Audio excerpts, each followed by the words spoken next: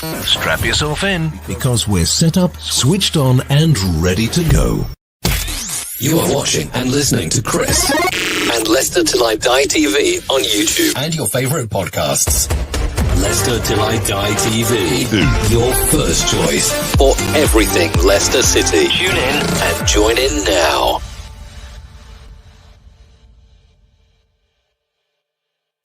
Hi everybody, Jerry Taggart here. Now be sure to watch Chris and Leicester Till I Die TV by subscribing on YouTube and following them on social media for all the latest Leicester City news and information. Come on, you foxes!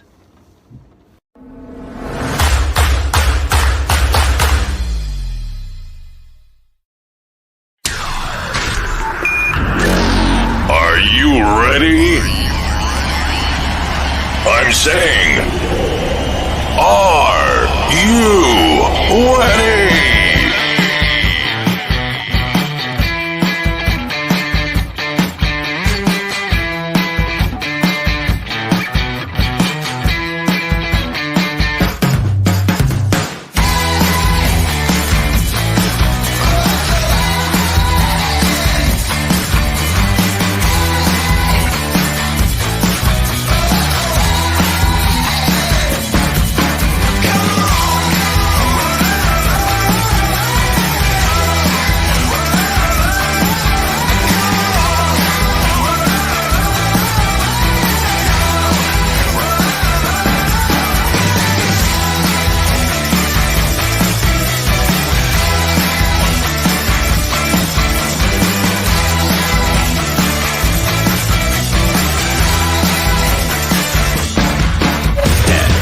Nine, 8, 7, 6, 5, 4, 3, 2, 1. Hello. Good evening, fellow Fox fans.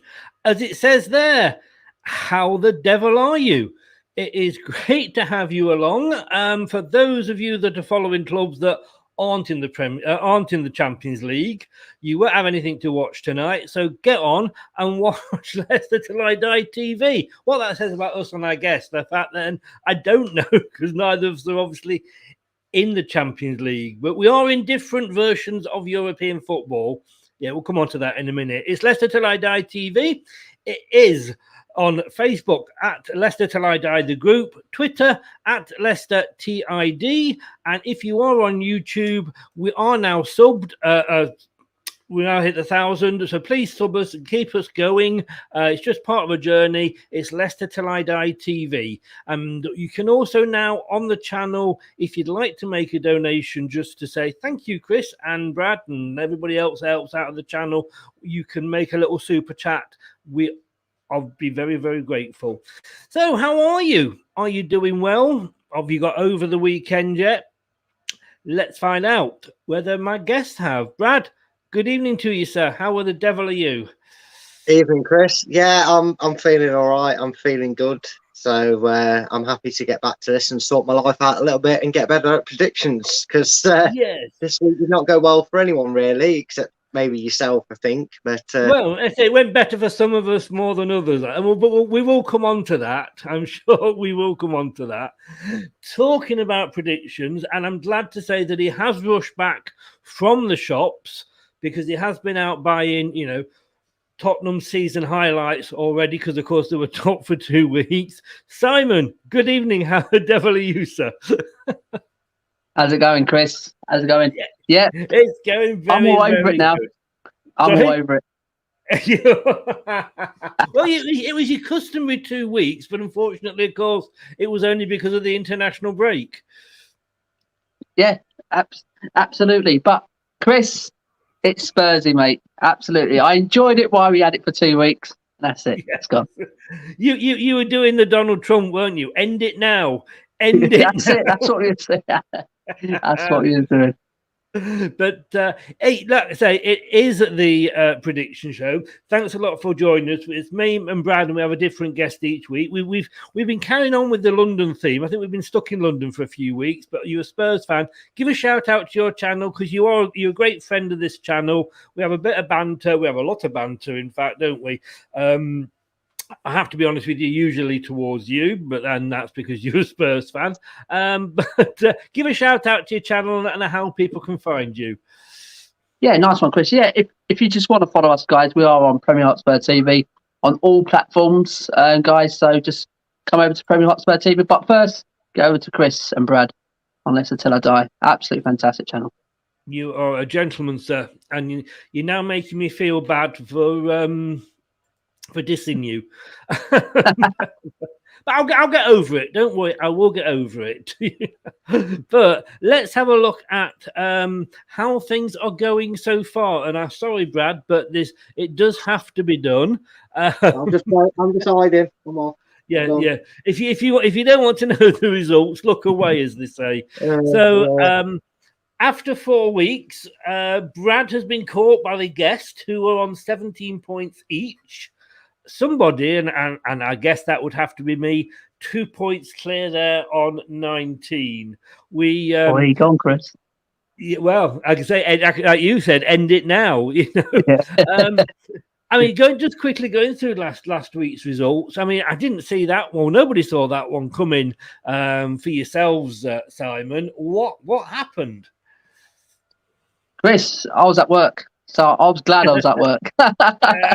Well, I saw the lineup, Chris, and when I saw the three older midfielders doomed, I said doomed. That's it. Absolutely game over. I gave up from there. And it was, mate, it was what I saw of it. I watched the highlights, and we was absolutely terrible, seriously. Mm-hmm. And it was after the sending off. That's what threw Palace into life. You know what I mean? The sending off, I think, threw into life, and Wilfried Zaha coming to life in it. And Edouard, what I've been saying about this guy, we should have had him at Tottenham. Comes on. I did say, Chris, when I was doing my preview for this game, I said, Vieira will get one over us. Edouard will get a goal. Trust me. It even happens. I mean, on that, Brad, I mean, obviously, you know, we were linked with Edouard more than any other club because of the Brendan Rodgers connection. But, you know, it's one game, and I've got every Leicester fan virtually in Facebook saying, we should have signed him. You know, we should have got. It's one game, wasn't it? Yeah. Do you remember when Timo Pukki started the season with 6 goals and everybody said, we should have signed him, we should have signed him, we should have signed him. And we're talking low league clubs like Arsenal were making them statements. But still, nevertheless, he scored 6 goals in like the first 4 games and everybody wanted him. Don't think he scored again. So calm down, stop waiting your knickers. There's a reason we went for Daka over Edouard, and that's because the likes of Liverpool and that were interested in him. And no offence to them, but Crystal Palace were interested in Edouard, and some stupid naivety was the reason we didn't get him, and we moved very swiftly to replace him. I'm not interested in scoring 2 goals. If he goes and scores 25 goals and win Golden Boot, then maybe we'll have a Homer Simpson moment. But yes, 2 goals. And Arsenal, sorry to say this, Simon, Arsenal finally got off with a win. I mean, I thought that was going to be a boring 0-0 draw, but it wasn't far off. Brighton, Simon, they're surprising me. Brighton, got to be honest with you, I said this could be the season they go down, but, you know, we got them next and they're still up there. Absolutely, Chris. Absolutely. They're flying at the minute with Potter at the minute. They've got him. He's got him playing great. He's got him playing great football. He's continued from last season, and signed 1 or 2. And time will tell with that team because they have up and downs, Brighton, isn't it? So we'll see how it goes. But they've had a fantastic start, and that's a fantastic victory away from home because Arsenal couldn't go and win there. So there you go. No. And to be honest with you, he's obviously Potter has got them playing magically. Potter, magical. Yes. Okay. Should we move on from that bad joke? Quickly, guys. You're supposed to laugh. I can mute you. You know, Leicester Man City. Brad, we kind of knew that was probably on the cards, didn't we? And it was a case of, I think if we'd got a point, it would have been fair because we did hurt them on the break, and the goal was borderline toenail VAR job. But at some points, it was like, the film Zulu, wasn't it? They were just coming at us and not stopping. No, I think it was an expectant. I think anybody that plays against Man City, even the top teams, even like the PSGs and Real Madrid of the world, you're expecting a tough game when you get Man City. The sheer, not just quality of the 11, but the quality of the 25, the 30, even their youth products, right down to the very last man on the pitch at all levels. Man City are a quality side. But we spoke about it afterwards, and we were very pleased with the performance over the result, obviously, because we lost the game. But I think we've just shown that that's where our caliber is. I think in a few seasons gone by, we've normally taken a whacking of Man City or surprised them. Whereas this season, even Guardiola, who normally finds every excuse under the sun to say that the opponents were lucky or whatever, gave a lot of compliments to us as a club. And I think that just shows where Leicester have matured and improved over the last few seasons. So could we have taken a point? On another day, I think we do. I think if it weren't for them meddling kids at UEFA, we might have had a 37-year-old Scott Carlton goal, as Scooby-Doo Gang's villains once said. But it wasn't to be. At the end of the day, another day we draw it. Another day we may turn it around and win it. Unfortunately, we didn't get the result. But on our past 3 games, the performance was ideal, especially with us having this higher European competition to come up with on Thursday. It was a performance that was needed to install the confidence that they can beat these teams. And Simon, the only other one really that stands out for me, Man United demolishing Newcastle, which probably wasn't a surprise in itself, but Ollie's really got to win something this season, hasn't he? I mean, they've spent the money, they've got the God back, if you like, although obviously they kept it quiet. But they've got the God back. He comes back with a couple of goals. If they don't win at least the Carabao Cup this season, Ollie's got to go, surely. Listen, Chris, I think Manchester United, mate, they've been backed greatly. And I've seen United fans moan about they're not being backed greatly. I think they're great. They've done some great signings. Varane was a fantastic sign for me. Yeah. Very experienced. He's won everything. And Ronaldo coming home, scoring 2, getting 1 tonight as well. Just watching the Champions League game here against young boys. This guy will be a fantastic signing. And Jadon Sancho, the jury's still out with him. I'm not a massive fan on Sancho. He's done all right in the Bundesliga, but City let him go for a reason. I mean, they don't let go of really good players, do they? See, my jury's still out on Sancho. I think all I will say is Lukaku, De Bruyne, any of these, Pogba. How many players are sold, and then we actually people buy them back at inflated prices. And to be fair, I think with Sancho, he was more wanting out of Man City because he felt he was worthy of of first team football at a high level, despite his age. So sometimes it's not always in the club's best hands to get it. And I think sometimes Man City and that, they don't like to admit defeat when it comes to a player like you said, Chris, with De Bruyne and that. They don't want to swallow eat their own humble pie on certain players. Yeah. We'll say good evening to put my teeth in and try that again. We'll say good evening to James. Thanks for joining us, James. You made the point there. City had more control of the game. They probably did, in fairness. But let's move on from last week and let's move on to this week and let's get into the predictions.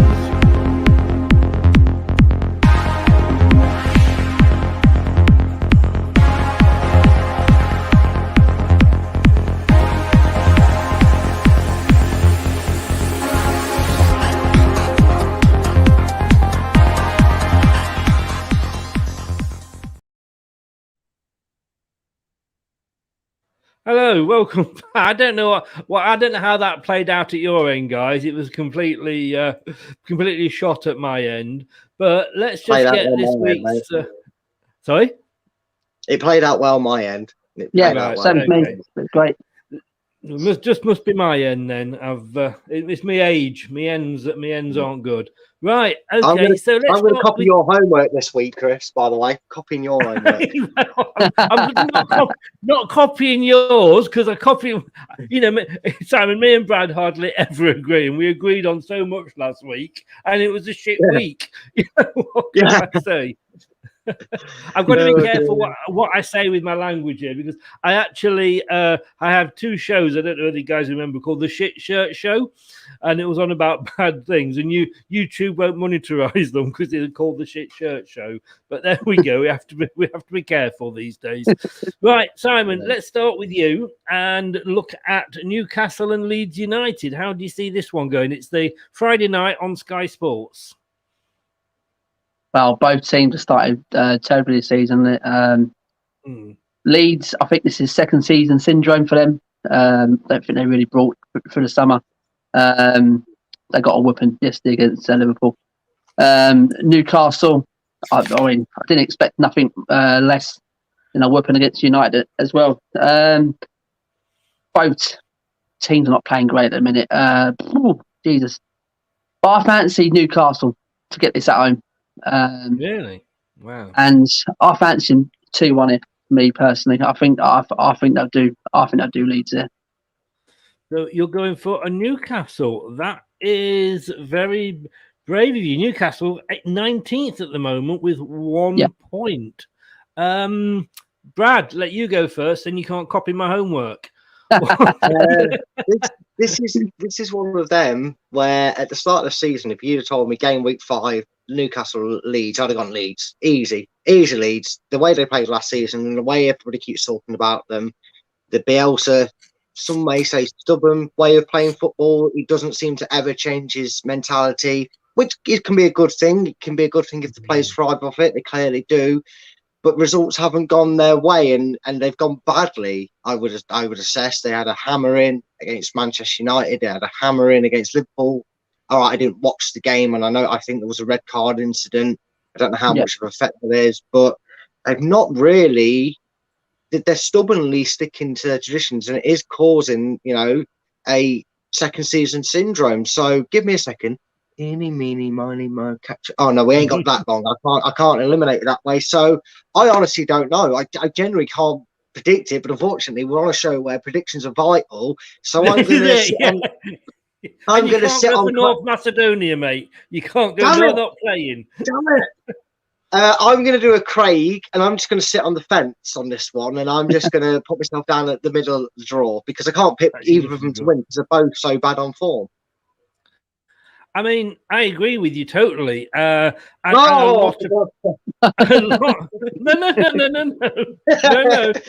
Hey, you should be. I did better than you last week, so you should be happy. I'm agreeing with you, but I'm not going to agree on. Not going to agree on the draw. James says there, Steve Bruce won't last the season. The thing is, I think he might last the season because I don't think. Mike Ashley's got these sort of spherical objects to get rid of him. Mike Ashley's not about winning trophies. Mike Ashley's about getting enough money and selling the club now. Why he bought the club in the first place, God only knows. There are so he could sell Newcastle shirts on cheap at Sports Direct. Probably, yes, probably. But you know what? Second season syndrome is bad. I mean, we had second season syndrome really bad at Leicester, didn't we? Yeah, so bad we actually accidentally ended up winning the league trying to survive. Accidentally, didn't go out to win it at all. I'm trying to think who came second that year. Arsenal. Arsenal. Weren't they third as well before Spurs got beat by Newcastle? Sorry, I'll give away the team now. I'll give away the team. Sorry, Simon, you are the guest here, but I'm sorry. There was absolutely no rivalry between before that happened, but now, Nippon, good evening. How are you? Thanks for joining us, Chelsea fan there. Man United want to re-sign Steve Bruce, so he won't be there long. As a ball boy, I can't see him doing anything else. I wouldn't trust him making the cheese or the sandwiches. I'll tell you that much. But I think Newcastle are going to be. You look at it, Newcastle, Norwich. I had Norwich going down, as I think most people have. Newcastle had got 17th, 18th. I ummed and ahed. I thought they might just get out of it, but you know what? I just think for this game, I think Leeds might just nick it. I am going to go for a Leeds away win. But I just think Bielsa's got more about him than Steve Bruce has, if that makes sense. You know, I just think... no, definitely. You're right there. He has. He definitely has got more than that because he's got more than one brain cell. Yes, but you know, it is a basement battle, a 6-pointer already. So yeah, I don't know. I just can't see. I think Newcastle are going to be the whipping boys for a lot of clubs this season. And Nippon, just for you, because I know you enjoy it. Nippon, how the devil are you, sir? Apparently, I'm turning this into a catchphrase, so I don't know whether that be true or not. Is it the Zenit game? I presume that is in Chelsea, mate. Enjoy it. Good luck to you. Hope Chelsea do well. I always want English teams to do well in Europe, whoever they are, as long as they're not playing us. So hope you're all right and doing whatever you're supposed to be doing at the stadiums these days, which, to be honest, if you know what you're supposed to be doing, who knows? Watford, Nuno-less against the surprise. Well, I said they were going to be the surprise boys. I think if they can hold on to Ivan Toney past the January transfer window, I don't think they'll be quite as good as Sheffield United, but I do think they're the ones that are going to, out of the three that have come up, that are going to surprise everybody. You've got Nuno there, Simon. Wolves have struggled without them. They did get the first win last week. How do you see this one going? Yeah, we got sloppy seconds from Wolves. I've been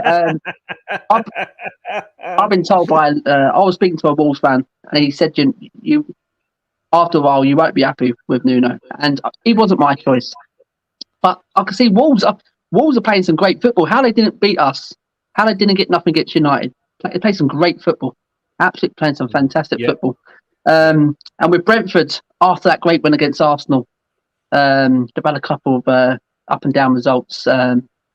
But you never know with Brentford. You don't know who's going to turn up. But I just fancy home form here.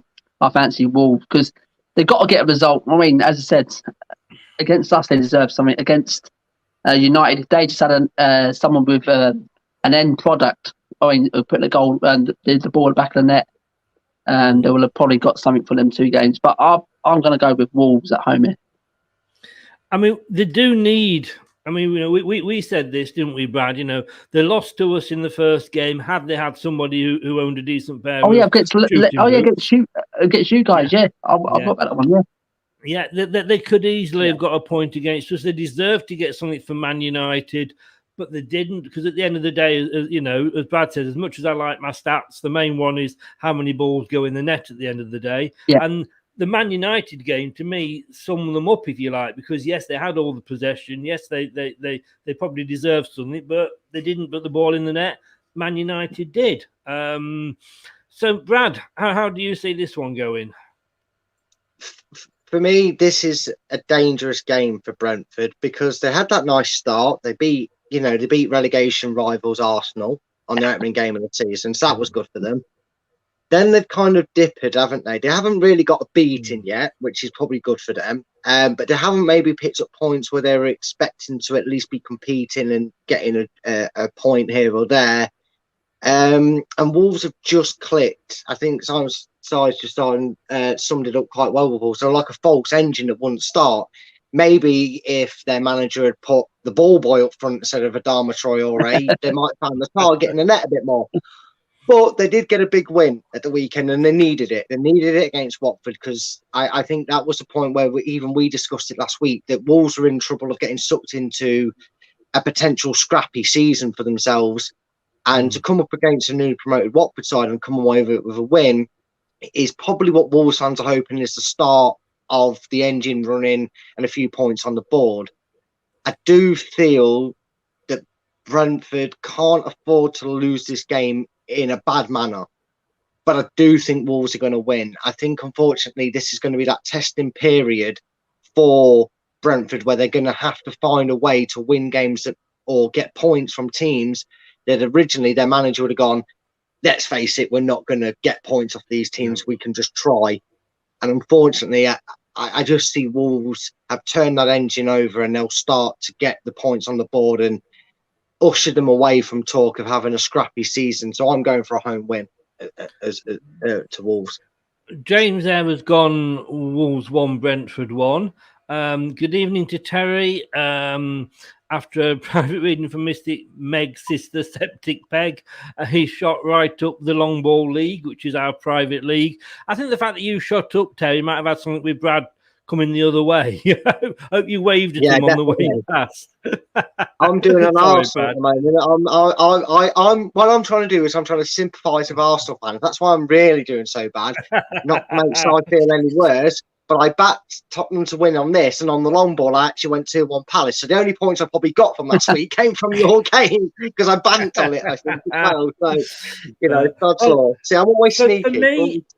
For me, as in my predictions, I'm usually the world's worst predictor, and I think Wolves.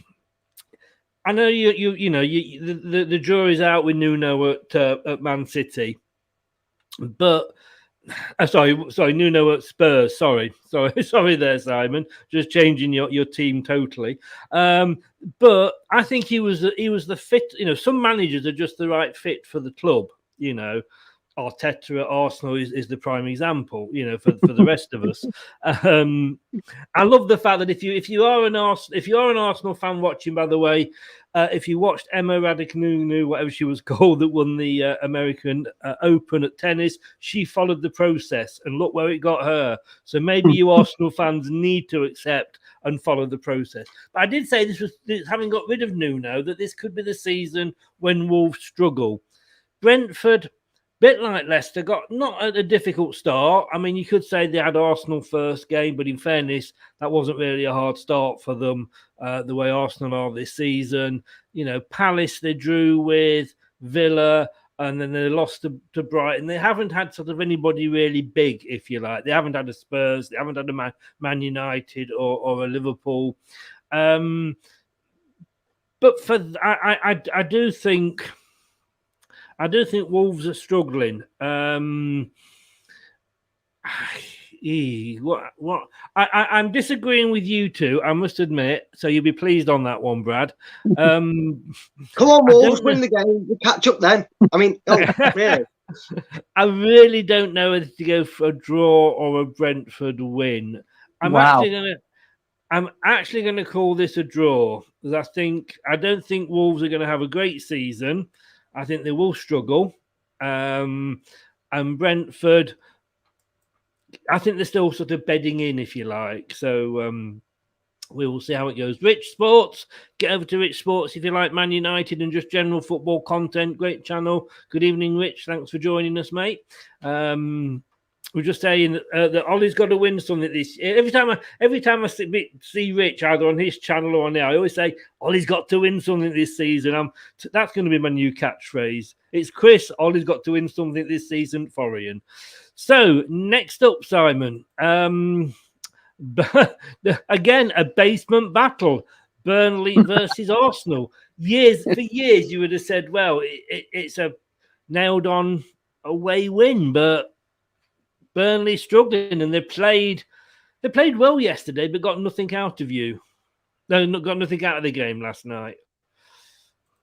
Yeah, I watched the game last night, Chris, and when they went 1-up, I thought, Jesus Christ, they can get a result here, really, and it's been a fantastic result from away at Everton. But in the end, there's a great goal from Andres Townsend. What an absolute belter that was! And after that, I think Everton deserved it. After that, Burnley ain't been great this season, Chris, and I worry for him. I worry if Sean Dyche has taken as far as he can, because their limit is spending. He can only do what he can do, Sean. I think they'll be one of my favourites to go down this year, Burnley. But they got Arsenal, lost their first three. Against Norwich, everyone was saying 4 or 5-0 and things like that. And it could have been a Norwich, because Norwich had a couple of chances before half-time to go 1-up in that game. And it sounds like Arsenal just scraped that. It was a very lucky win. But Burnley at home, you don't know which Burnley to turn up at home. They are sometimes quite tough to beat at home. And when you've got Chris Woods up top, you always got a chance because he is a pain for every defence in that league. But to me, it's going to be a draw, this, Chris. I can see a draw. I can't see Arsenal winning this. I think they struggle against teams like this when they go away from home. And I think it will continue. But I can't see Burnley winning either. So I'm going for a draw.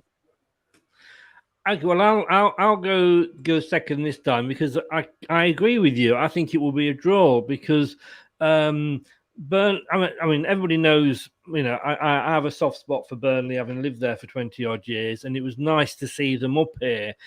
I was surprised how bad they did last season, and had Fulham, I often say this, had Fulham sort of kept their revival going instead of faltering, who knows, it could have been a different story. But maybe, I don't know. I mean, they play a certain way, Burnley, and that's great when you come up, but it's a bit like Bournemouth, they're punching above the weight.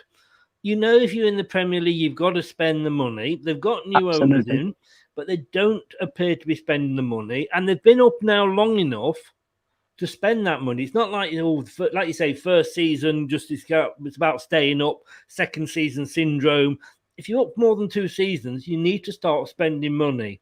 And they haven't. And they play a certain way, which is great for Burnley. It works for Burnley. But at the end of the day, are they now finally getting found out? Yeah. That said, they are up against a very poor Arsenal side. Let's be honest with you. There's no other way of saying it. They are a poor Arsenal side who are in total disarray. The fact that, Arsenal, they beat Norwich. Well, we beat Norwich. Everybody's probably going to beat Norwich. No disrespect to Norwich this season. And they only managed to stick the one goal past them, And I've actually talked myself out of agreeing with you, Simon, and I'm going to go for a Burnley home win on this one. And I think, I just think because it's at home, Sean Dyche is a wily old fox. Had it been away, I'd have probably gone for a draw. But I think at home, it might just give Burnley that advantage, and I think they will nick a very boring and uninspiring game because they did show promise against Everton, for a lot until the goals started to go in. Brad, there's a gap there for you for an Arsenal win. Are you going to fill it?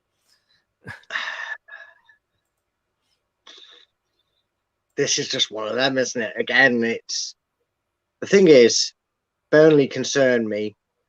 For the reasons that Simon's just pointed out. Sometimes I think, and we had it, didn't we, in the 90s with O'Neill in charge of us, that you felt there was only so many more seasons we was going to get with that sort of manager in charge that can do a job to a point before that manager then has to either get the investment, which Burnley severely lack.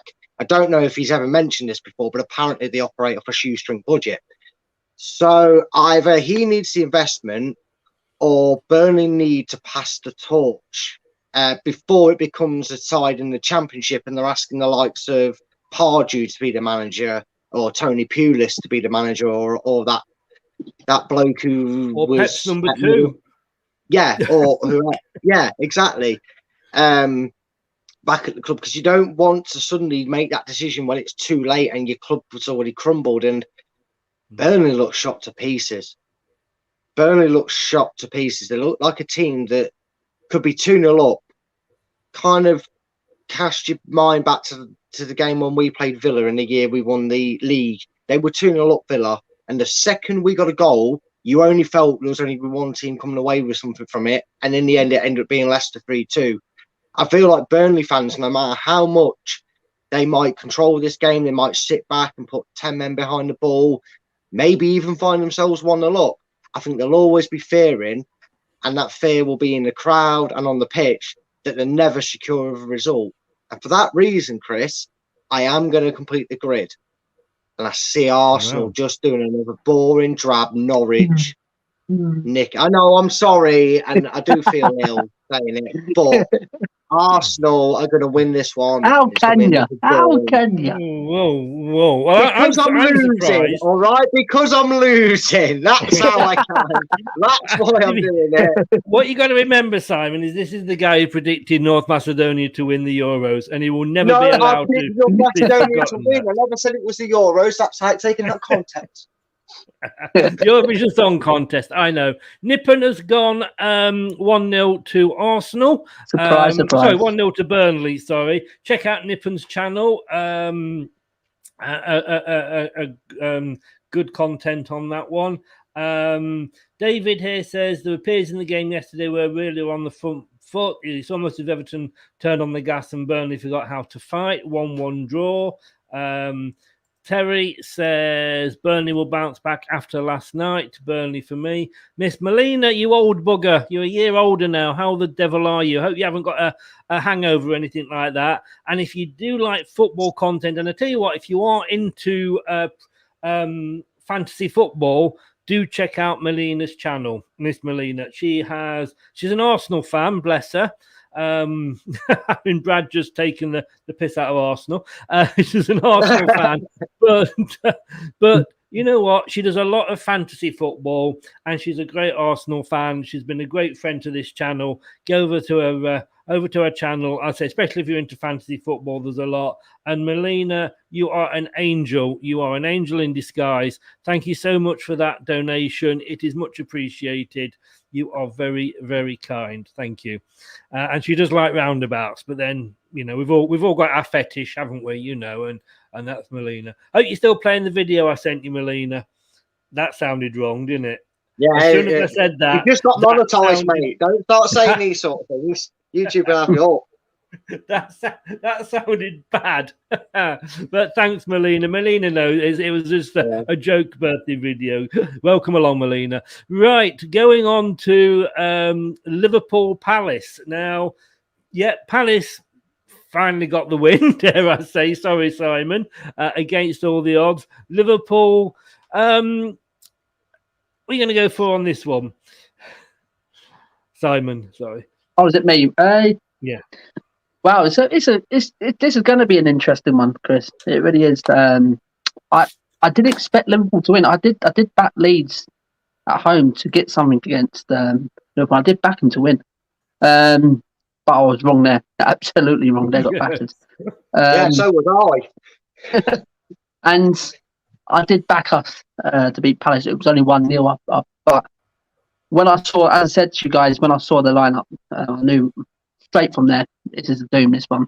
And Palace, I'm telling you now, they do play some good football. They've got that Gallagher, mate. He's going to be a sensational player in midfield there.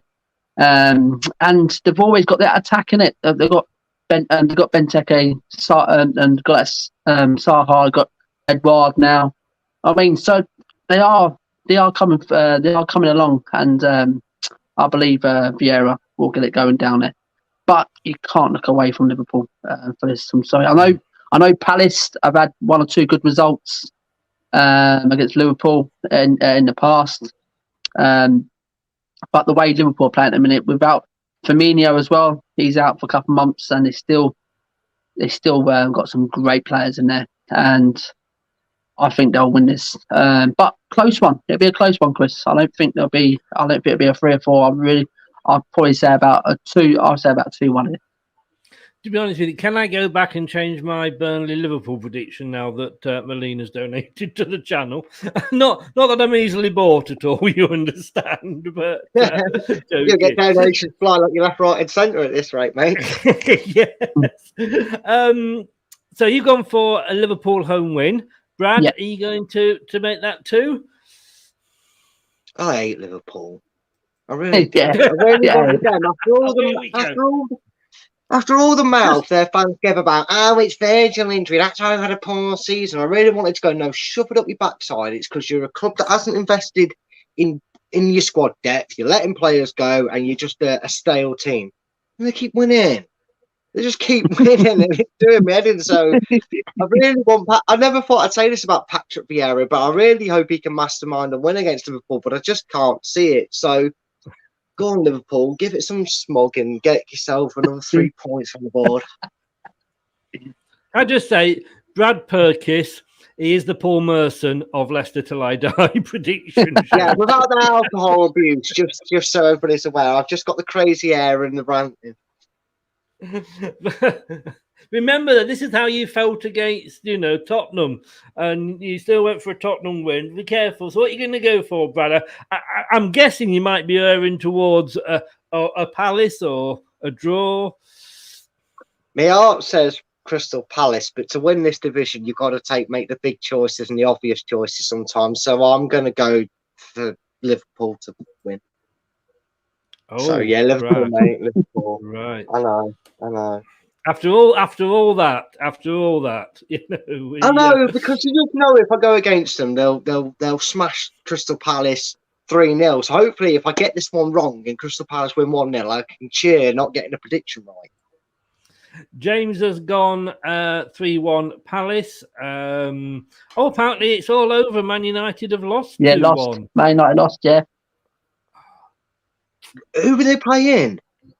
Young boys. Young boys, wasn't it? Yes. Oh, I'm sorry, but I'd love to hear the excuses. I'm sorry to young boys. 95th minute winner. Were they at home? They're away. They're away. They're away. And I did a player sent off United as well, so that's its excuse. Well, playing young boys, they probably played like the young girls, didn't they? Lingard back pass mistake. Oh, that's on the day that we've been linked with him, and apparently we want him again. Look, mistakes happen, but it's fun to see the big boys struggle. I'm always like this. I love to see the Brentfords come up, do well, and no disrespect, but the Arsenals, the Tottenhams, the Chelseas, and all those struggle. So sorry, Man United. I am going to go for here.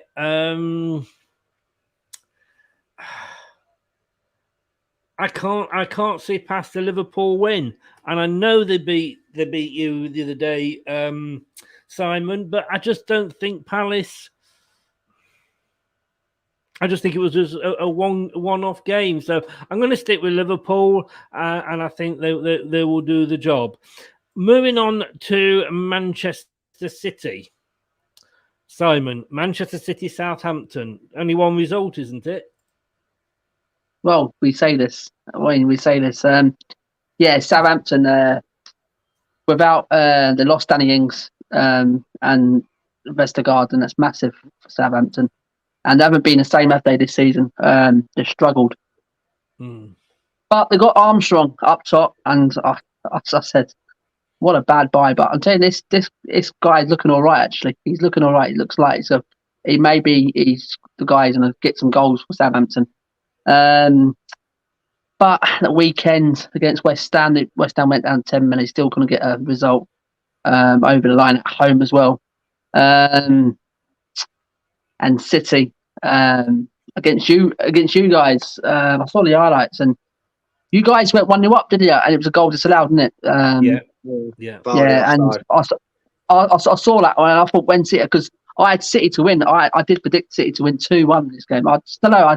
When you say City, I'm sorry. When you say City, which City are we talking about? Oh, sorry, Leicester. Sorry, I said Leicester. I had Leicester to win this one. I only said that because Manchester City fans think they're the only city in the football pyramid. You say City, you think I had a coupon. I had in my coupon, and I thought, you know what? Just to bump up the odds, let's go for Leicester here. And when it went 1-0 up, I was rubbing my hands. Come on, and it went disallowed with Jesus. But I said, I only saw the highlights, guys. You probably saw more of the game. But City just got the jammy win in the end. Do you know what I mean? I dig out the result, but I can't see nothing past this one against Southampton. This one could be 3 or 4, Chris. Brad, Southampton. Well, James has gone for 5, and he said it could end up with a 9-0, and it's a hat trick. That has been the most exciting draw. When 19 teams turned up to see who was going to take the turn to beat them 9-0 this season. Brad, Southampton. I mean, they finally got some points, but it's 3 draws. They lost to Everton 3-1, and I think a lot of teams will lose to Everton. They did hold United to a draw, Man United. They could only draw with Newcastle, and they drew, but they did draw with West Ham. Which way are you going to the fence? Are you going to jump on this one? You know what? Yeah, all right. Man City battered Norwich. I think a fish could batter Norwich at the moment, to be honest with you. Really? I know, it's not Oh, just you with God. jokes, mate.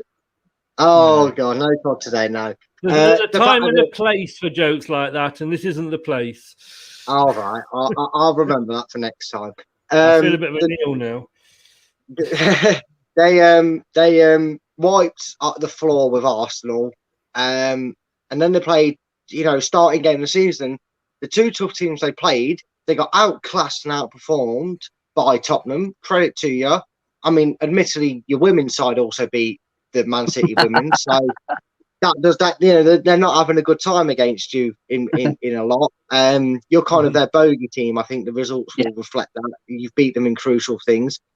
And despite their attempts and despite winning the game, they were a bit edgy against us. They did look at some point until that goal. I'll be honest, I had to listen to it because my stream and everything messed up. But from what I've seen of it on highlights and everything, they seem to run out of ideas. It seems to be we've got no choice but to rinse and repeat this and hope we get the goal.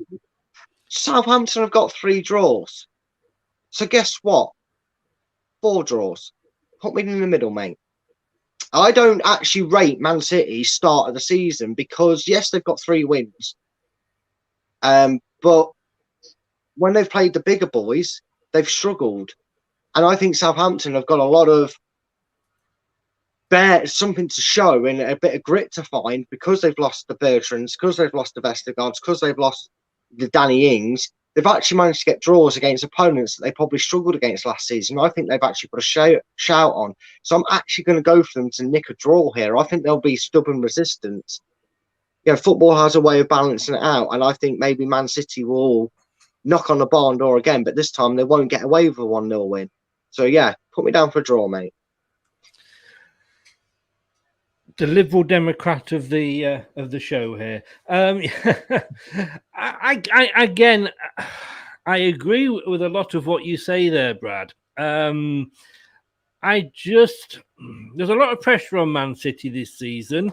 I don't think they're going to just walk away with it. They spent £1 billion on one player. It's ridiculous. It's more than, probably 17 of the other clubs all put together.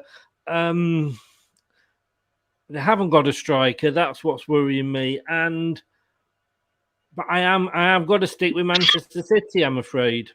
I'd already put it there because I got my G and my C mixed up. So I've gone with Manchester City, the same as you there, Simon. So I can't see it being any more than that. Now, Simon, before we go on to the next one, you've been saved because normally at this point we do have a daily Arsenal, which is when we like to take the piss out of Arsenal.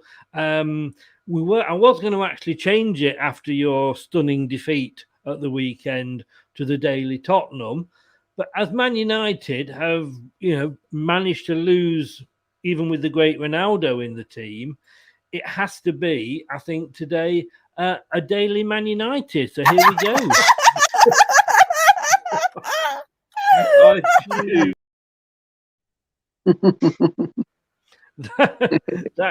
that girl's honestly, it's better therapy than 24 weeks counselling. That I'll tell you. You just got to. I hope she made it back from Northern Ireland and didn't go the way of the Titanic, and she had a good weekend. But let's move on. Norwich City, Watford. Oh, I don't think this is. You can understand sometimes why Sky don't cover some of these games, don't you, Simon? Can you see anything other than a boring draw here? No, I can. As I said, I can't. I can see Norwich doing this. I really can. Watford's. At home to Wolves, they struggled, and Wolves come away with a result. And Norwich, it looks like they are going to be the whipping boys this year. But at home against Watford, the two newly promoted sides. I think Norwich did get the better result in the Championship last year over Watford, and I think it's going to happen again. I'm going to back Norwich to get a home win here, Chris. I'm backing Norwich with this one. Okay. Good evening, David. How are you? James has gone for a draw as well, 1-1. Norwich should due a result. I mean, 4 losses. Simon, I mean, you beat Watford 1-0. What were they like? Were they any good at all, or? No, they weren't great against us. They had a couple of chances, but we did have most possession, most of the shots on goal, but we weren't clinical in front of goal, Chris. Right, apart from a lucky free kick from Son. So it wasn't a great game to watch, Chris. We did have most of the chances, but Watford didn't really cause us any problems. No. So that's why I'm going to go with Norwich here. Right. Brad, yourself, how do you see this one going? I see this being last on match of the day with 2 less goals than what James has just predicted. You know when you normally find yourself looking at a game going, this is to decide who finishes 19th or 20th, and you never get an outcome from it. Well, guess what? This is it. We're still not getting an answer to which one of them is going to be worse than the other, because it's going to be a draw. I see you already put that in there. I was I get the way you were going. The way you were going I was with that. It last second just to throw you off a go, but then again, Watford are going to nick it. But no, yeah. Definitely got a draw in, man. I know what that was at the back of my head.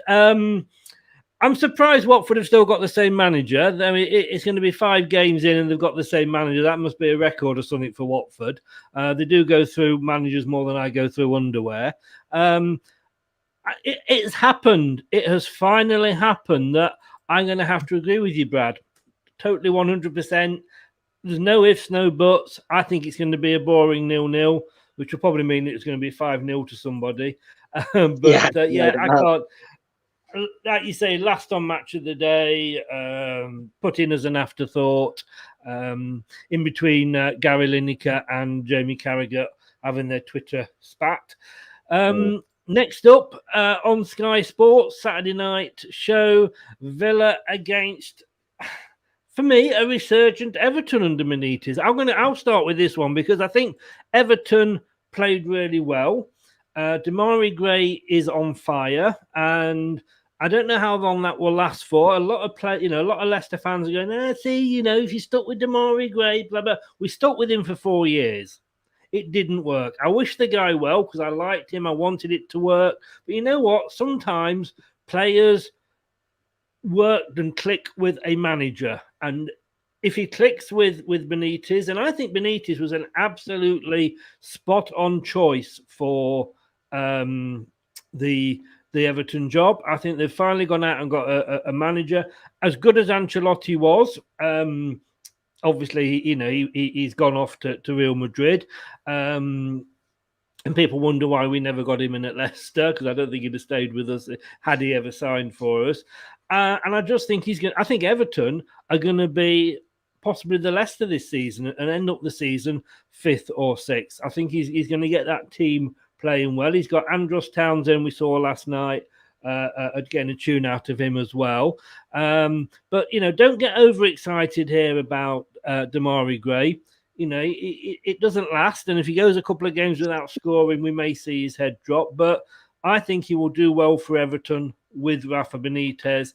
And I think Everton are going to be the Leicester of this season and say finish 5th or 6th. And I'm going to go for Everton away win. Simon, agree, disagree? Well, I really wanted Rafa at Tottenham.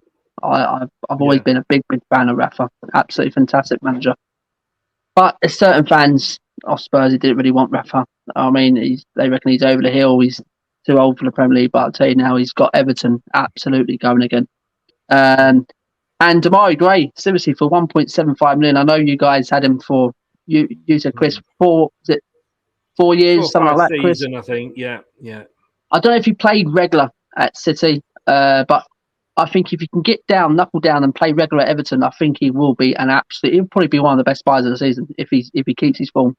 Because he is a good player, Chris. I do like Demarai Gray. Totally, and he, we will love him forever. I mean, he scored the goal against Cardiff in the match after our chairman passed away, and he'll always be remembered for that.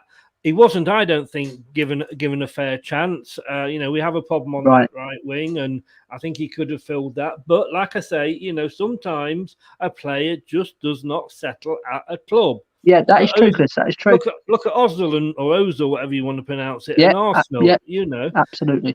Even the most expensive ones struggle, and you go to another club, and I say it might be that Benitez knows how to get the best out of him, and you can't say that Brendan didn't, because you had Ranieri. There's 3 or 4 managers there that none of whom liked him enough to give him a starting berth. But I forgot James was in. Well done, James. You've heard us praising Everton there, but I think Benitez and Everton are good. So do you see this as an Everton win?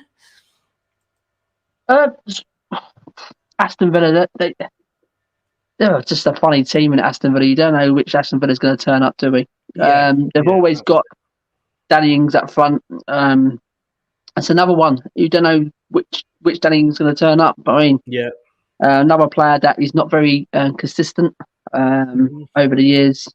He done well at Southampton last season, and I didn't really. Spurs fans said, "Oh, let's have Danny Ings at the club." No, not for me. I think he's more levelled with Villa. To me, Chris, it's going to be draw. It's even another tight game. I can see a draw, Chris. A draw, right? Okay.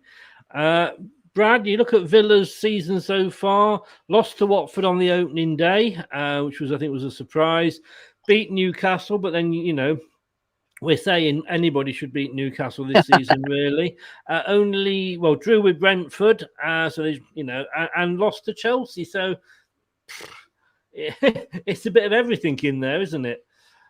Yeah, it is a very mixed bag start to the season for Villa. Obviously, they made a lot of signings after a big notable leave and a plug was pulled out of their midfield. No matter what you say about the value of the man, it's and whatever you think of his Tom Daly diving antics, Jack Grealish is always a big miss wherever he's absolutely. There's no denying that.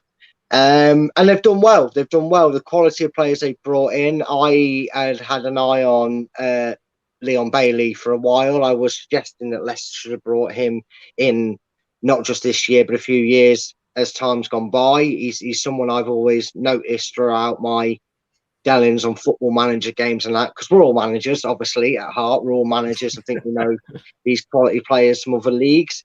But again, at the moment, they're just sort of taking a lot longer than you probably would have hoped as a Villa fan for them to settle. They probably wanted them to hit the ground running. Probably felt they should have beat Brentford before the game kicked off. They probably felt that they could have done something against Chelsea. And I think that if you're going on, and this is how we can only judge it, on current form, I'm going to copy your homework, Chris, and go for an Everton win. I just don't see... I think this will be a very juicy contest. It'll be well worth the money for Sky and the people they draw into it to watch it. And I'm going to go for an away Villa win. I just think they're... away Villa win, sorry. I know, right? I tried to get the points across the board there, didn't I? By putting everybody in the win section. An away Villa win that ends up as a draw. You can score all bases. But which gets abandoned after the 67th minute. I meant Everton. Everton will win this because I just think they're on form. They're really riding the coattails at the moment. And as it's been mentioned, certain players, especially Damari Gray, are thriving under Benitez and the way he does football. So, yeah, Everton for this one for me, mate. Now that you've agreed with me, I think I'll go back and change my mind. On to the Sunday, and not on telly, but because we're in Europe, we're on Sunday, which is quite right. We should have that extra day's rest, and something that the FA has finally decided on and got right. Simon, be careful here. You are a guest, so be careful which way you go with this. But no, Brighton and Hove Albion, Leicester City. Which way are you going to go on this one? I'll tell you what, Chris. I think it's going to be a really good game. I really do. Two teams like playing good football. I do like to look at Leicester this season, especially Daka up front. I think once he gets his iron, I think he'll be a really good buy for you. And with Brighton, the way Potter's got them going as well, I think he's continued from last season. So this is going to be a tough game to predict. But I'm going to go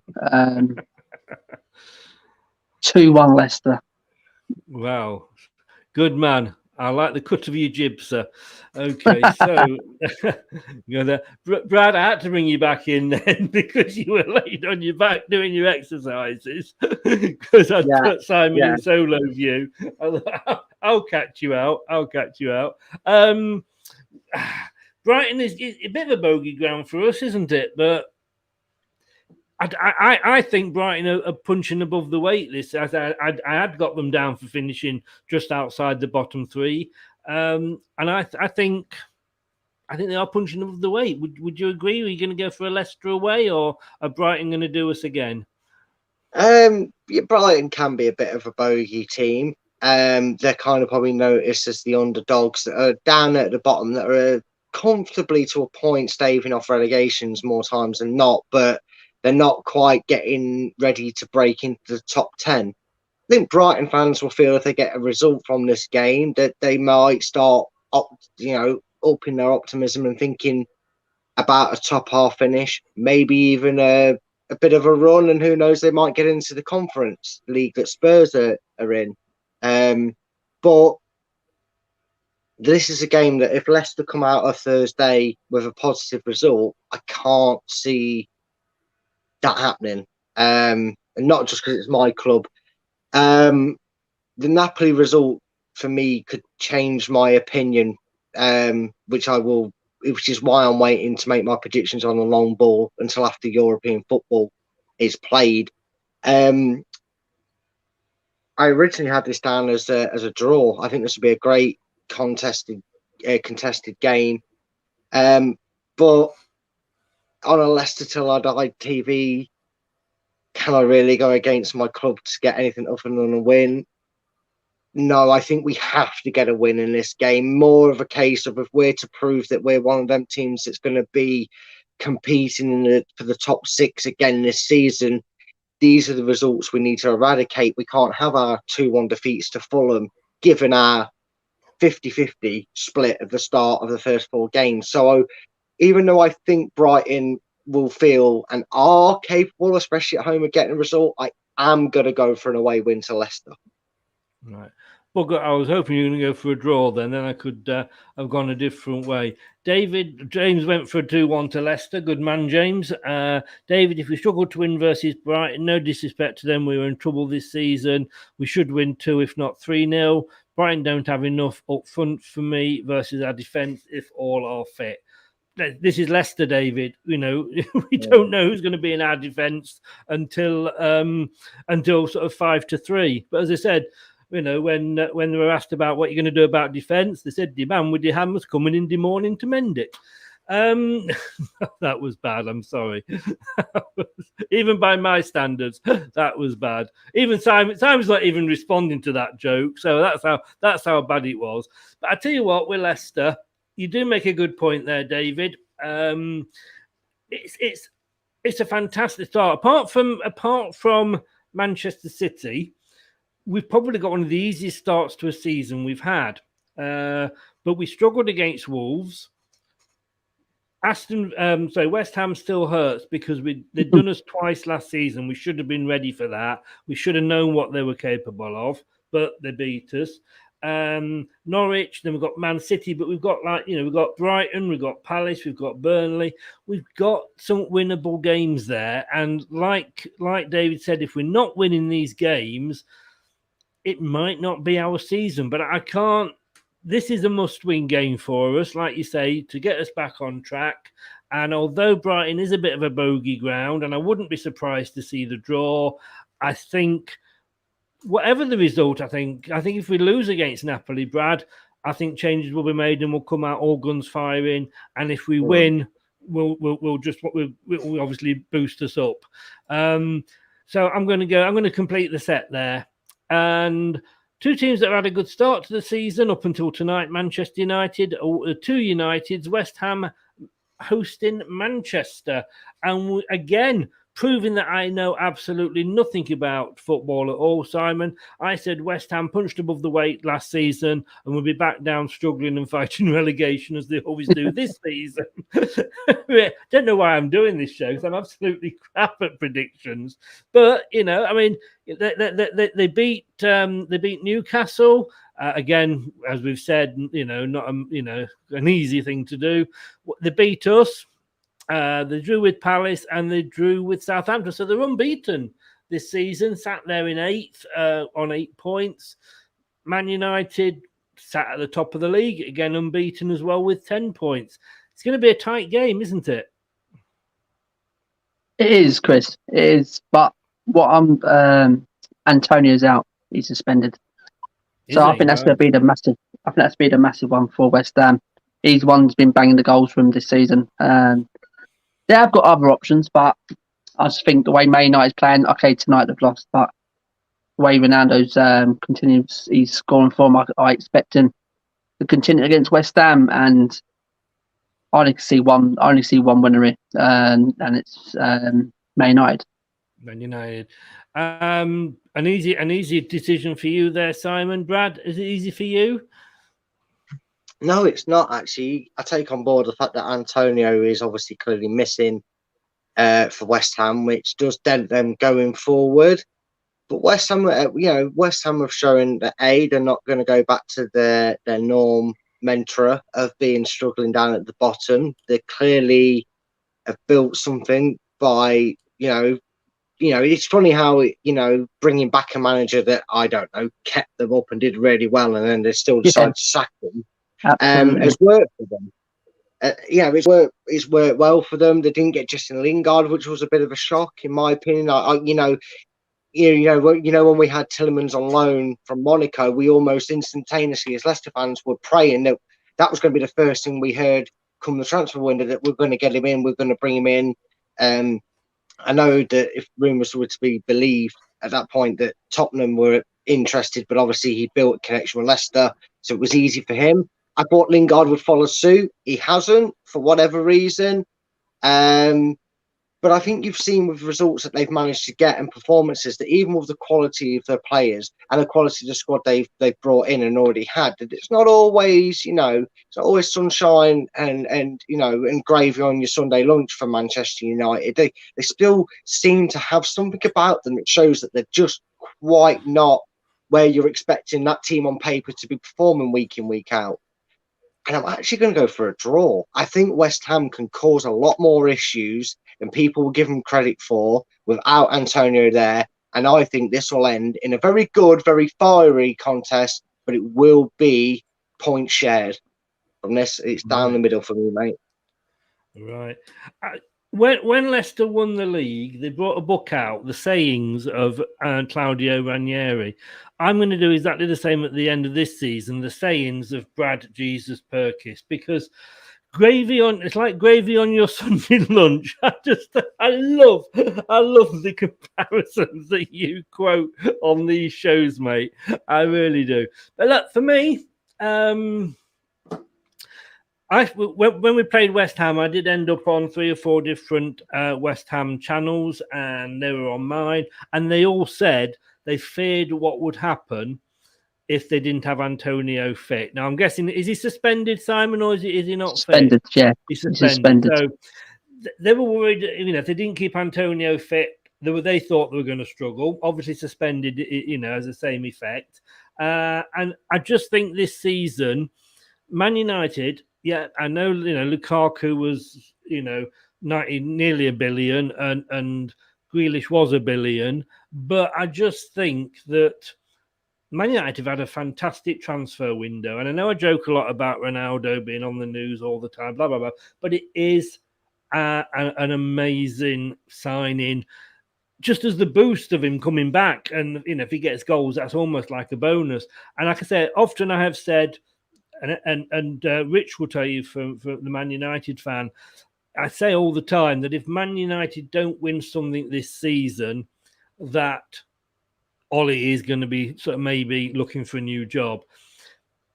And I think they will win something this season. I don't know what it is. I don't think it will be the Champions League, but it could be one of the cups. They might even sort of sneak the division. But on this one, I am going to go with you, Simon, and I am going for a Manchester United away win.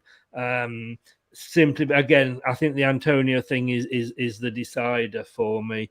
And James has gone again. He's agreed 2-1 Man United away win. It's the big game of the weekend, and we'll be looking at some small London club hosting a rather bigger Champions League winning London club straight after this.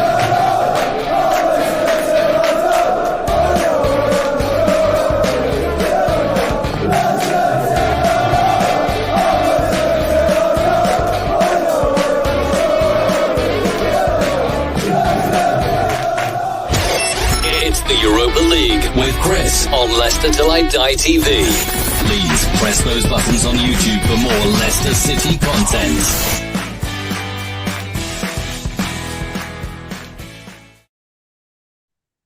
Just to say, it is the Europa League this week, whichever form you're in, and it's Napoli for us at home on Thursday night. So tomorrow night, join me at 7 o'clock with Craig and Emilio, who is a Napoli fan for the preview show. So we've actually got a Napoli fan on who's coming to us all the way from Fulham.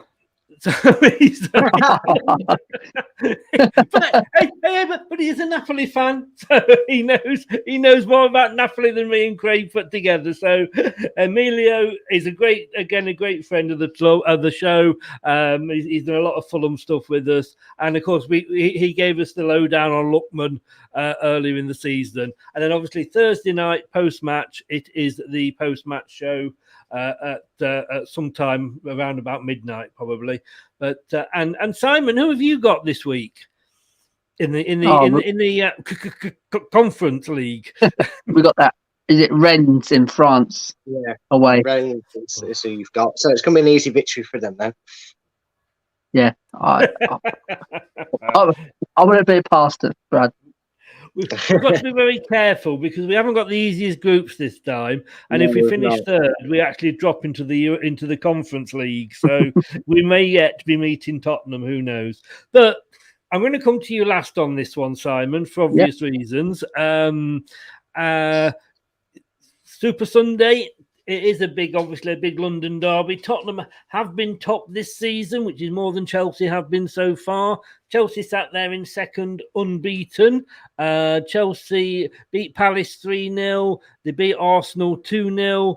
They drew with Liverpool and they beat Villa. So they've had some tough games already, Chelsea. They've had a really tough start.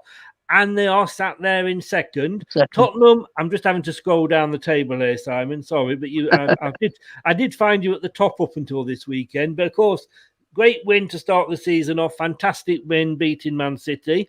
You managed to beat Wolves. You beat Watford, but you were scraping wins there, 2-1 nils. And unfortunately, you came up against the amazing Scottish footballer Eduardo at the weekend. Brad, which way do you see this going? I know you've got a love of Tottenham here, but try and be neutral here and see which way do you go with this one.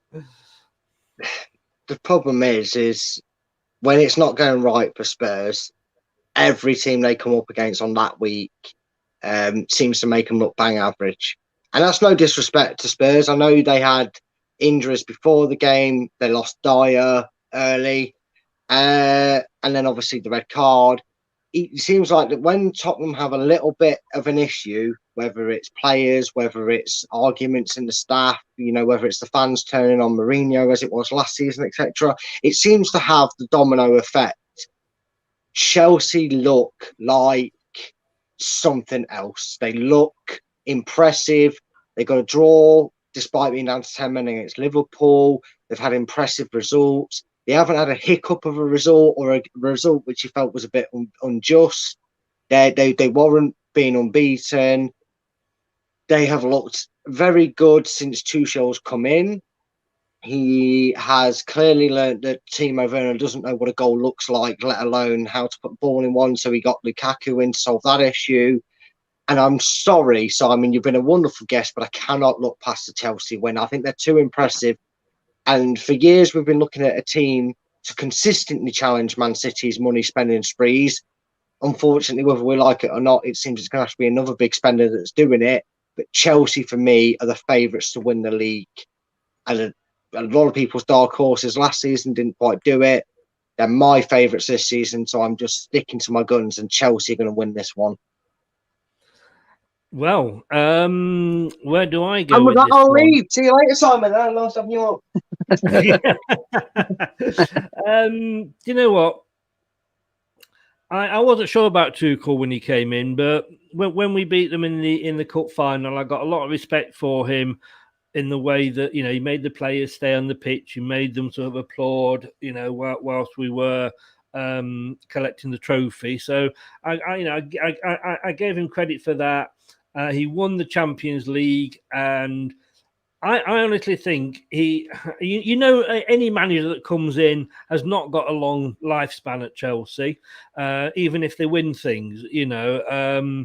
But he has done the Champions League, which is the one that Abramovich always wants, of course. They are an organised club. You know, when they sack a manager, and I am having a bit of a dig here at Tottenham, I'm sorry, but when they do sack a manager, there's somebody in there almost sort of, you know, certainly within the month, you know. Absolutely. And yet, you know, Werner couldn't score, you know, last season. Lukaku's come in. He looks to be a great buy. Yes, you know, they spent the money. I think had Tuchel, because it wasn't Mourinho last season, I think it was Lampard last season, Brad, but I think Lampard did great when he didn't have the money and nothing was really expected of him, but had Tuchel had the whole season, I think they would have run Man City a lot closer. And I agree with that. I totally agree with that. Yeah, I do agree. And also, I've got them down as they were my first choice to win the league this season. And I see no reason to back against them. That said, this is a London derby, and you can't rule anything out with the London derby. But that said, Simon, you kind of swayed me on this when you were saying before we came live about, you know, is the honeymoon period over for Nuno? You know, we know he's not the manager that you really wanted as a club. He was sort of 8th or 9th choice. You've kept hold of Harry Kane. That might be your saving grace this season, but does he want to be there? You're shaking your head on that one. We'll come to you on that moment. But again, I'm sorry, but I've got to see it as a Chelsea win at the moment. Yeah. Now, you know, you've just taken the battering. Let's give you a chance to... it's your game. Here we go. The screen is yours, young man. Well, Chris, Tottenham... Chelsea literally is a team that Tottenham always want Tottenham to be. Seriously, with a guy with Roman Abramovich in charge, you know what I mean? He don't mess about. He gets the best managers in. He gets the best players in. You ask any Chelsea fan, they don't care where this money comes from. Yeah, they win big trophies. You know what I mean? This is where Spurs always mess up on. You know what I mean? Where we go with the cheapest option all the time, and that's why we never will be classed as a big team, Chris.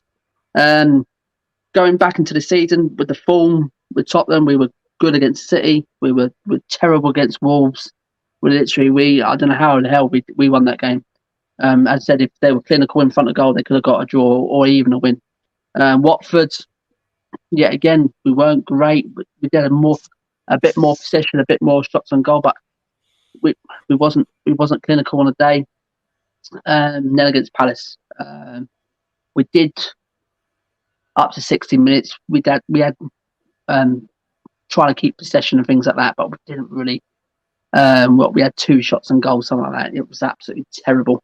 And you go on Harry Kane there, Chris. His body language tells me he doesn't want to be at Tottenham. Seriously, it just tells me he wanted that move. And to me, if you ask me now again, if the guy doesn't want to be at the club, I'll sell him. Seriously, it doesn't matter how good this guy is. He's no good to Tottenham if he doesn't want to be there. To me, I would have got a striker and he wants to play for Tottenham. But Harry Kane's Harry Kane. I mean, he's up there with being a great striker. And if he puts his head to it, Chris, hopefully he does till the end of the season, until he gets off, because I think he'll be off in the summer. I hope he can score goals for us. But to me, Chris, we're coming up against an absolute fantastic Chelsea side, which Thomas Tuchel I don't think he's keen on Timo Werner, and he's gone straight to Roman. I want Lukaku, and what he's gone the first bid rejected, 97 million. That doesn't scare off Roman. He gets these man, and that's how Chelsea rock on. Seriously, they get the best players, the best managers, and this is why Chelsea are up there winning big trophies. So I mean, and this where Tottenham will never win big trophies or act like a big club while this Enoch and Daniel Levy's at the club, mate. So I can see it's only one win.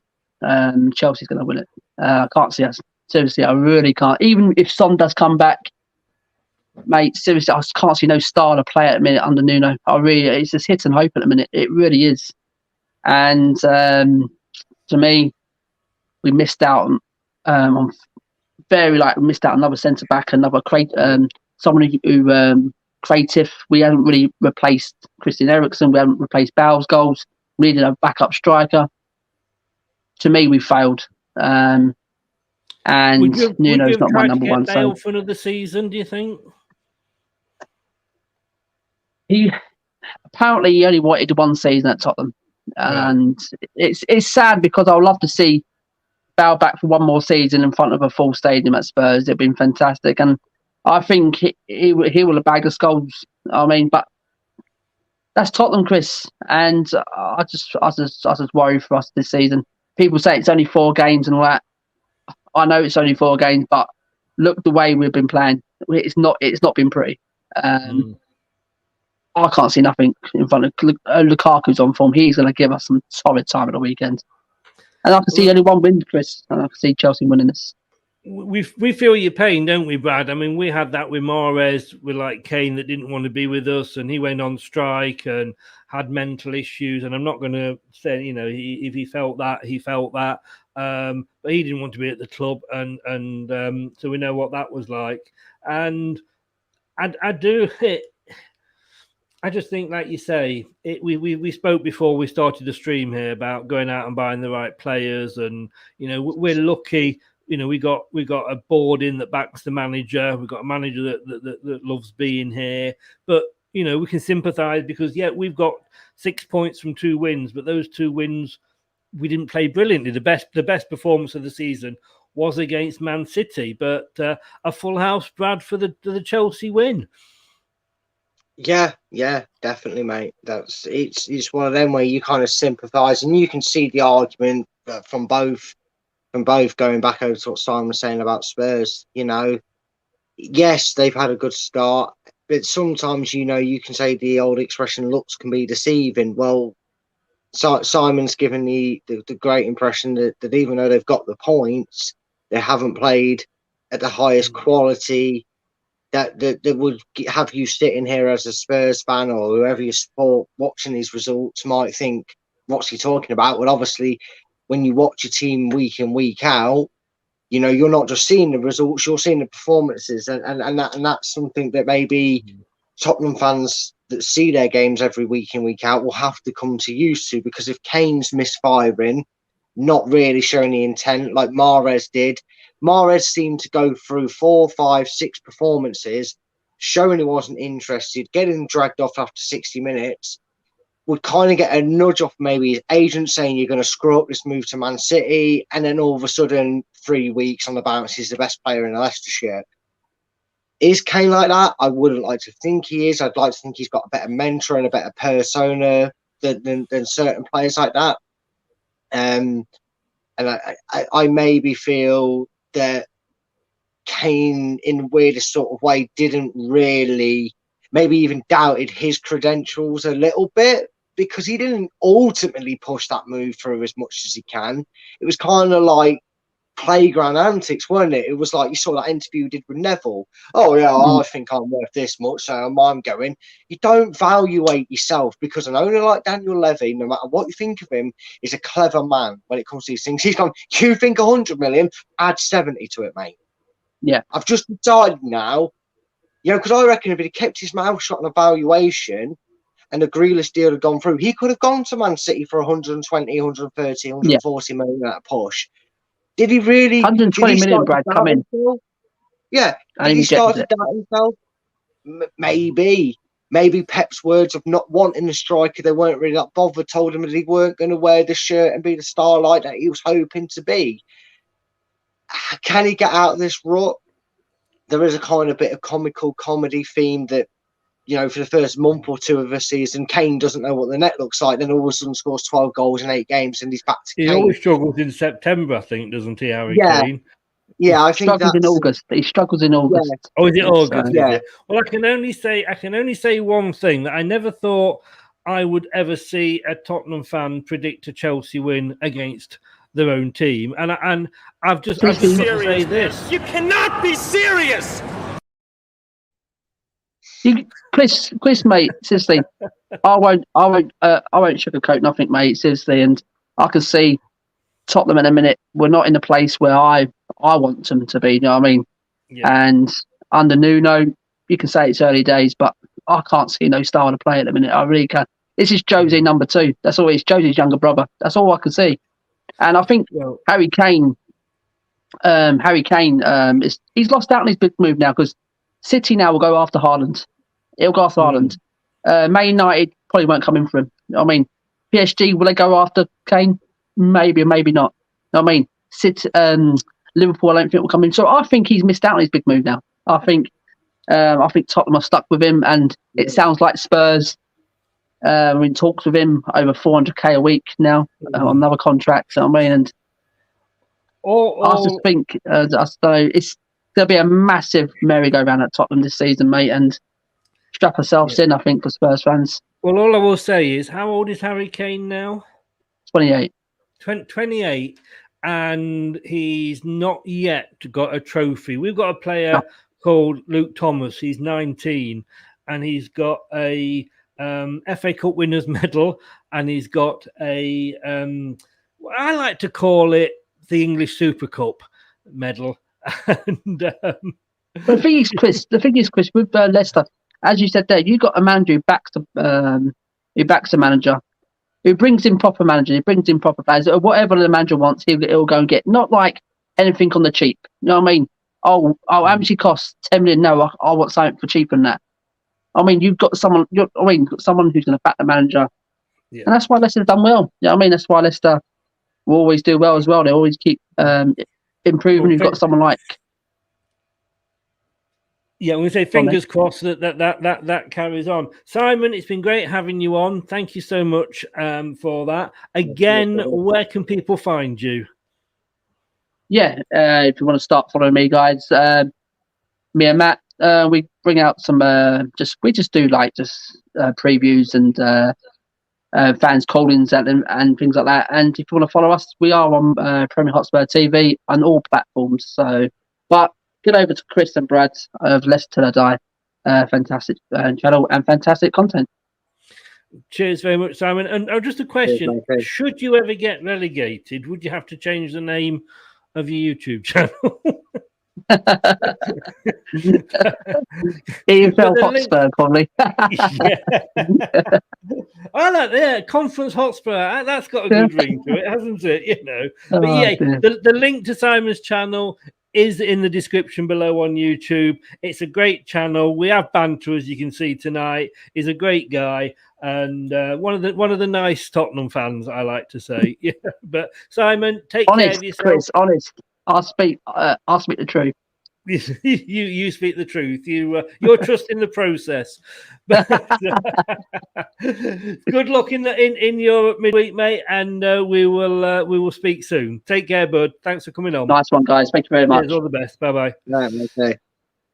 Brad, Long ball, tell us about it, because that's we do this prediction show every week, and it's a bit of fun just to see how we do. You, me, and a different guest each week. We've actually got a Man City fan coming on hopefully next week, so young Charlie there. But we also have the league that Terry was mentioning earlier, and he says here he's off to see what Septic Peg thinks now. Some of us are doing better than others, so I kind of say that. But tell us about the long ball. Yeah, so the Long Ball is a website that is completely free to sign up, and it's really simple. All it is the basic things that any place asks you for. Use an email, create a username and a password.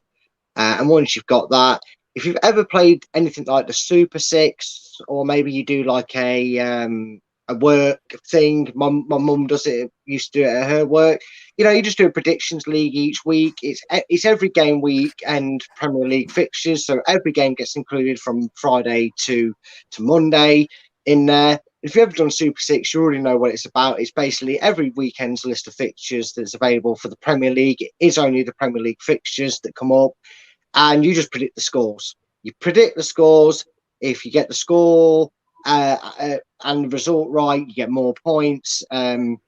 And you fill them in. You're in a league. So once you've got your username up, just drop it in the comments. Chris will pass it on to myself, or you can message him on Twitter, or through any of our many other media sources. You just let us know your username. You'll get added straight into the league. It's got a lovely system to it, because the thing is as well, is say you forget, it's Friday night, you're just coming in after work, you've had a few beers and you realise there's a 12:30 kick-off on Saturday. You're waking up at 8 o'clock. Maybe you've got kids to take to the football, and you're thinking, oh, Christ, I haven't done predictions. Don't worry about it.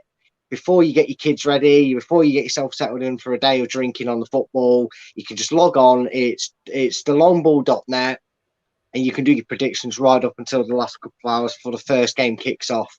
Do remember it's the first game. If it's a Friday, though, do remember. Yeah, and well, yeah, as it is this week, indeed. But yeah, I was going to say, and don't worry about the fact that you're a few weeks behind everybody else. Scores aren't that good. We can easily be caught up. Yeah, one good week, and you can easily be caught up.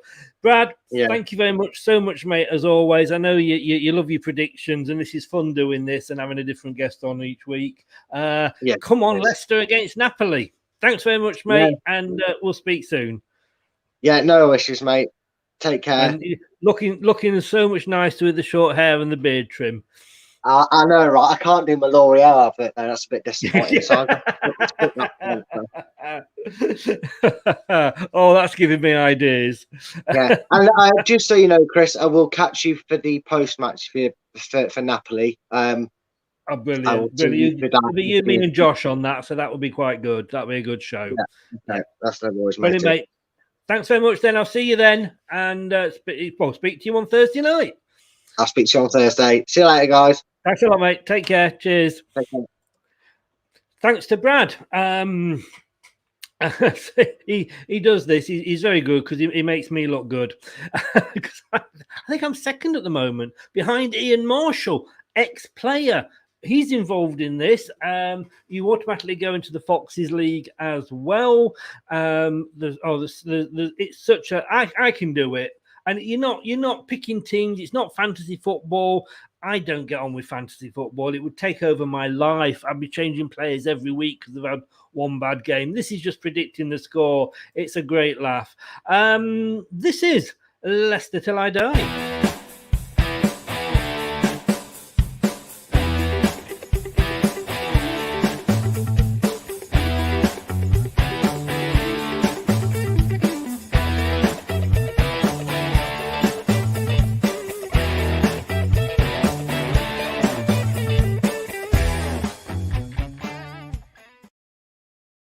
So this is what we've gone for this very evening. We've gone for, well, we couldn't decide, in Newcastle or Leeds. We've gone for a home win, a draw, and an away win. One of us is going to get a point.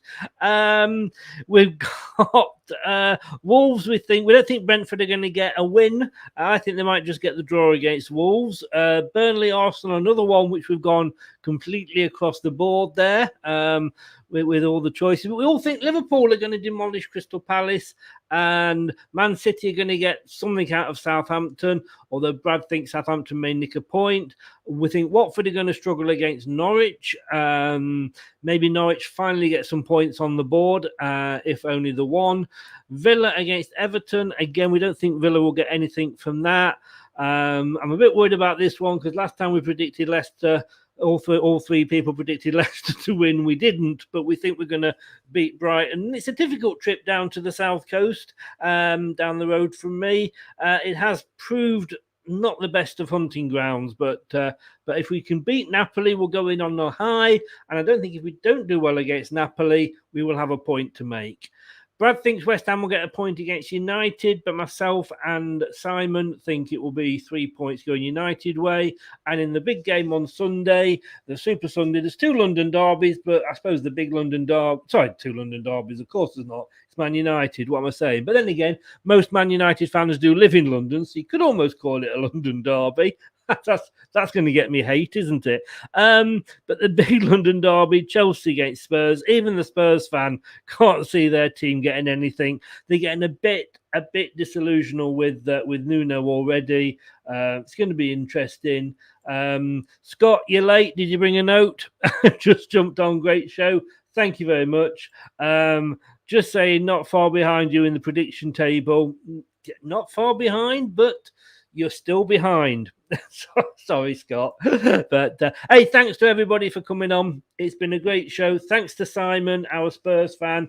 Great guy. Great banter with him. He really, really is. His channel's below in the links on YouTube. Thanks to everybody that's joined us today as well. Brad, of course, and we'll see him on Thursday. Thanks to Scott for popping in then. James, Terry, JJ, David. Thanks very much to David Gamble. And thanks especially to Mel and for a donation. Mel, you're a superstar. Thank you so much for everything you do for me. Nippon, hope you're doing all right and you're staying safe at the ground tonight, mate. Good luck for the win. And Rich popped in as well. Thank you, Rich. So thank you to everybody that popped in. Don't forget, if you want to watch this back, just to check how we did and if we got it right at any point, you can do on YouTube. Or if you prefer to put the old headphones in and listen while you're washing the car or doing the washing up, whichever way you do it, we're on the podcast. About 10 minutes after the end of the show, it goes live on the podcast. Apple, iTunes, Amazon, Spotify, Google Podcast, Podcast Addict, and Anchor, to name just 6. Please keep those subscriptions coming on the YouTube channel. How the devil are you? I hope you're well. Thanks for everything. Take care. Tomorrow night, 7 o'clock, pre-match show, myself and Craig and Emilio, the Napoli fan. Good night. See you tomorrow. Thanks, guys. Hello, Matt Elliott here. Be sure to watch Leicester Till I Die TV on YouTube and follow all their social media platforms for all the latest updates and news on Leicester City Football Club. Thanks for watching Leicester Till I Die. This is Chris saying goodbye and see you next time.